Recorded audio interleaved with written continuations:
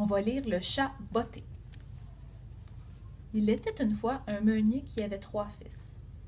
À sa mort, il laissa à son aîné un moulin, au second un âne, et le cadet ne reçut qu'un chat. Ce n'est pas juste, déclara le jeune homme devant son héritage. Que vais-je faire avec ce misérable chat? Cessez donc de vous apitoyer, mon maître. Fournissez-moi de bonnes bottes, de beaux habits et un grand sac, et vous verrez que vous n'êtes pas si mal loti, répondit l'animal. Quelque peu étonné, le jeune meunier fit ce que le chat lui demandait. Le chat botté, le sac sur le dos, se rendit à l'orée de la forêt. Il s'allongea sur le sol avec le grand sac ouvert et attendit. Bientôt, un lapin curieux s'approcha et se fit prendre au piège. Tout fier, le chat botté se rendit chez le roi et lui dit « Sire, voilà un lapin que vous envoie mon maître, le marquis de Carabas, avec ses plus sincères respects. Dis à ton maître que je le remercie bien et que son cadeau me fait grand plaisir, répond le roi. » Un jour, il apprit que le roi et sa fille allaient se promener au bord de la rivière. Il dit à son maître « Si vous suivez mes conseils, votre fortune est assurée. Allez vous baigner à l'endroit que je vais vous montrer, puis laissez-moi faire. » Le jeune homme obéit. Pendant qu'il se baignait, le roi vint à passer.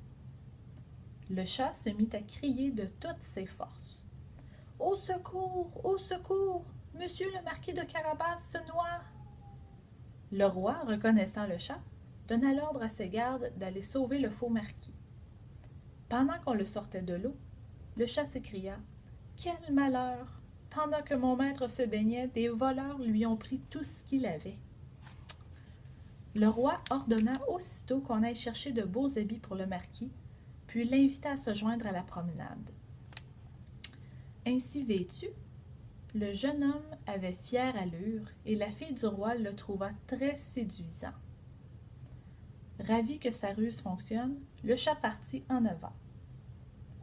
En chemin, il rencontra des paysans. « Bonnes gens, si vous ne dites pas que tous vos champs appartiennent au marquis de Carabas, vous serez mis en prison. » les menaça-t-il. Le roi ne manqua pas de demander aux paysans à qui appartenaient ces champs. « C'est à monsieur le marquis de Carabas, répondirent-ils tous en chœur. Le roi, très impressionné, continua sa route. Le chat, qui allait toujours de l'avant, arriva à un château où habitait le plus riche de tous les ogres. Toutes les terres que le roi avait traversées étaient les siennes. Le chat le flatta.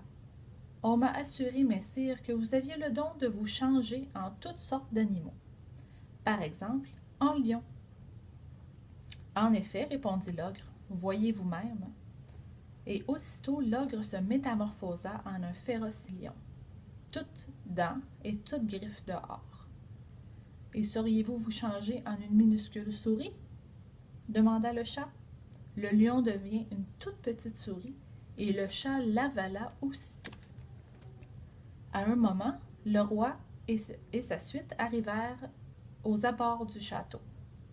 Le chat, qui les attendait fièrement, leur dit « Vous êtes les bienvenus dans le château de monsieur le marquis de Carabas. »« Comment, s'écria le roi, ce château si somptueux vous appartient? » Charmé des qualités et de la fortune du marquis, le roi lui offrit la main de sa fille, que le jeune homme s'empressa d'accepter. Le chat botté, devenu un grand seigneur, resta auprès de son maître et ne courut plus après les souris que pour les divertir. Bye!